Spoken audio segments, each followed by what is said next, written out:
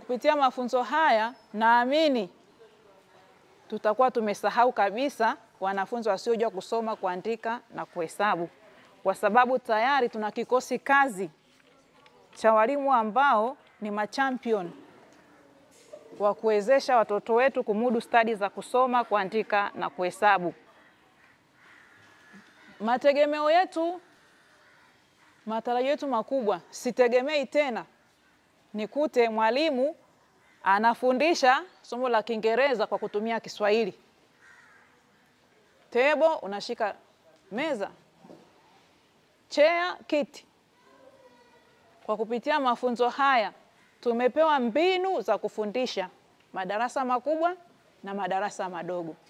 Kwa hiyo sitegemei tena tuwe na wale ufundishaji wa mazoea. Tumekuwa walimu wapya, tunategemea Januari tukiingia darasani tunakuwa tuna smile tu. Watoto wanatabasamu, mwalimu anatabasamu. Si ndio? Kwa sababu tabasamu ya mwalimu ndio inamwattract mtoto kujifunza. Unapoingia darasani umeshavurugwa, ukiona umevurugwa nafuu ende tu kaimbe. Kwa sababu mwisho wa siku utaishia tu kupiga watoto bila sababu. Kwa hiyo naamini kupitia hizi mbinu tulizojifunza tutakuwa na mabadiliko chanya. Pamoja na changamoto tulizonazo, changamoto tuzigeuze kuwa fursa.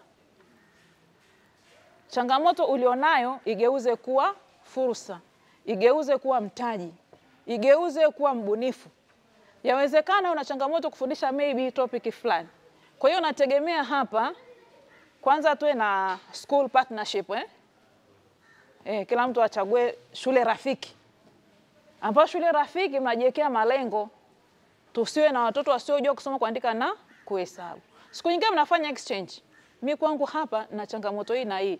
Serikali imeona kwamba walimu wa darasa la kwanza, la pili wapatiwe mafunzo kuwajengea uwezo, waweze kufundisha wanafunzi kwa muda mfupi ili waweze kusoma kwa spidi inayotakiwa, waweze kuendana na masomo mengine kwa madarasa ya juu. Sasa walimu ambao mmehudhuria hapa tuna makundi mawili. Tuna kundi darasa la kwanza, tuna kundi darasa la pili. Nyie ni mabalozi wa walimu wenzenu ambao wamebaki kule. Swala la kupata mafunzo ni lingine, na swala la kwenda kutekeleza kile ambacho umejifunza ni jambo ambalo ndio jicho letu liko pale. Tukumbuke hapa tumekaa kwa siku 4. Tumejifunza mambo mengi na hapa tumeandaa mpaka na mawazimio kwa ajili ya mwakani. Ili ukienda kuanza Januari unajua kabisa jinsi gani ambavyo unaenda kuanza darasa. Niwashukuru ndugu zetu hawa kupitia mradi wa shule bora ambao wameweza kutuwezesha kwa kipindi chote hiki cha siku 4. Kiukweli nilivyokuja mimi sivyo kama ninavyoondoka sasa hivi. Sasa hivi mimi nimekuwa ni mwalimu mzuri wa kisasa, ni mwalimu bora, nina mbinu bora za ufundishaji. Kiukweli mwenyewe nimefurahi. Kwa mfano, nirudi labda katika somo la Kiingereza. Kwa kweli somo hili limekuwa ni changamoto kubwa sana katika nchi yetu. Lakini mimi mwenyewe mpaka sasa hivi naondoka hapa nilipo, huu mwili wangu unaweza kautumia kuweza kutaja maneno yote, sentensi zote nitakazoweza kuzihitaji kwa kutumia mwili wangu tu hapa nilipo. Hapa bado sijashika zana yoyote ile ya kufundishia. Mwili tu peke yake unajieleza. Ningeweza nikakuonyesha tu mfano mmoja. Kwa mfano, napotaka muda kutaja kuitamka sound, tunaita sema sound of letters. Kuna mfano sound of letter R. Manake hii hapo nimeutumia tu mwili wangu peke yake kuweza kutaja herufi fulani ama sauti ya herufi fulani. Kitu ambacho mimi mwanzo nilikuwa sikijui. Tumejifunza namna ya utengenezaji wa zana. Kiukweli watu tulikuwa tunatengeneza zana kama vile kwa mazoea. Yaani unatengeneza zana, saa nyingine hufuati ile taratibu zote zinazotakiwa katika utengenezaji wa zana. Kwa hiyo leo tumejifunza namna kuna zana ambazo zingine hazihitaji hata gharama. Yaani wewe ni kitendo cha kutafuta tu na kutengeneza.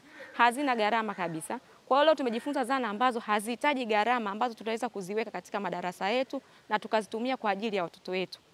Lakini kikubwa zaidi ni kwamba zana hizi ambazo tunazitengeneza hapa, ina maana tukitoka hapa 2026 Januari, ina maana kutakuwa na zana nyingi darasani ambazo zitagusa kila mtoto, ambazo zitakuwa za gharama, yani tutatumia vitu vya kununua, na vingine ambazo tutazifaragua kama tulizoelekezwa hapa, ambazo tutazitumia kwa ajili ya watoto wetu. tumepata wasaa wa kuuchambua muhtasari. Ina maana leo tumetengeneza scheme of work ambayo kila mwalimu ametengeneza scheme of work ya somo lake, yani masomo yake ambayo atatumia Januari. Ina maana kulikuwa kuna utaratibu mkubwa ambapo walimu wengi tulikuwa tunachukua scheme of work kutoka mitandaoni. Yani mtu ana download scheme of work, anaiprint, anaenda kuitumia. Kiukweli kutengeneza scheme of work sisi wenyewe siku ya leo imekuwa hatua nzuri ambayo itaenda kurahisisha mpango mzima wa ufundishaji 2026.